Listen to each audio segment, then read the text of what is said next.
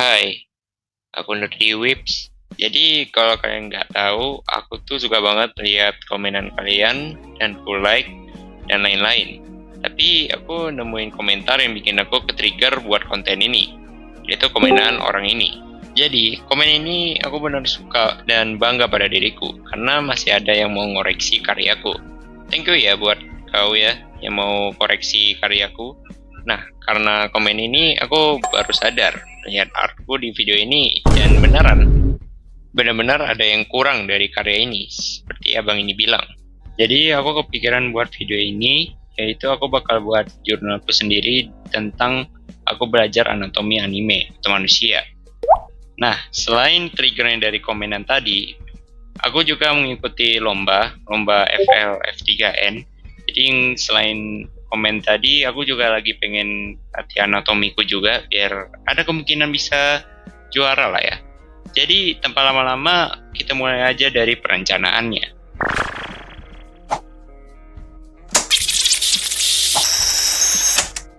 Jadi untuk awal-awal aku nggak langsung gambar anatomi manusianya secara utuh, karena itu yang bikin aku stuck sendiri dan pusing sendiri. Jadi aku mulai dari kepala dulu. Dan materinya rata-rata aku ambil dari luar negeri dan juga dari Indonesia, lokal. Dan rata-rata materinya ada yang sama, ada yang berbeda, dan metodenya berbeda. Biar aku nggak tahu pusing, jadi aku akan catetin sedikit-sedikit dan aku ambil intisarinya aja, biar nggak lama-lamain aja, biar nggak kelamaan teori.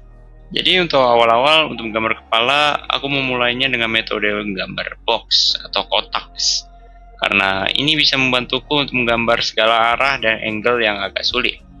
Dan lagi pula kotak itu bisa ditentuin ukurannya sama seperti kepala. Dan juga kita bisa buat kepala dari kotak, bukan kayak adudu ya, beda. Itu bahkan bukan manusia lagi itu alien. Jadi untuk metode box atau kotak, aku nemuin metode ini dari konten kreator. Satunya dari luar negeri dan satunya dari Indonesia. Pertama dari luar negeri dari Oridays, dan juga kalau di Indonesia ada mie bakso. Pembahasannya sama, kita membuat kepala itu dengan sesuai ukuran dari kepala manusia asli. Ya sesuai yang ada di video inilah, sesuai perjalananku belajar kepala ini. Dan selain box, aku gunain metode lain kayak metode Loomis. Loomis ini itu metodenya udah diciptain oleh seorang pelukis. Dan aku nemuin juga metodenya ada di YouTube juga di salah satu konten kreator yang bernama Artantu Ikrar. Abang ini yang jelasin tentang metode Loomis. Lebih tepatnya dengan singkat, selebihnya aku cari sendiri di Google.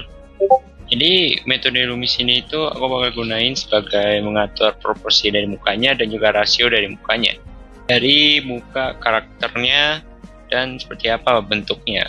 Kalau misalnya mau realis ya seperti ini. Kalau misalnya mau kayak komik luar negeri ya seperti ini. Kalau anime ya kayak ini.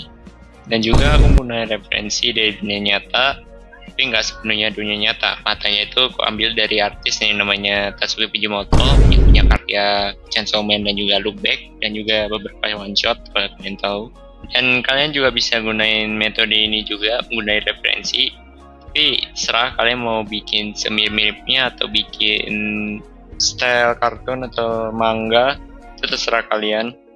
Yang penting kita bisa mempelajari anatomi muka manusia atau kepala manusia. Mungkin selain reference, kalian bisa cari dari model kepala 3D ya, atau 3D model. Itu mau di aplikasi atau di website, ya terserah kalian mau milih mana. Kalau aku biasanya pakai model, mungkin kita bisa mengetahui bentuk-bentuk muka, atau enggak kita bisa ke next level menuju pencahayaan dari modelnya itu ya.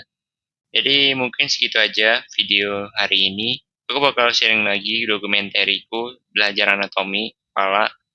Jadi aku bakal mulai belajar anatomi lagi dari kepala dulu sampai kaki, satu persatu dengan perlahan dan menunggu progres. Walau progresku akan lama, tapi sebenarnya aku masih berjalan di jalanku sendiri dan memulai perjalanan panjang menuju artis yang punya skill yang bagus. Sekian pembahasan dan bye.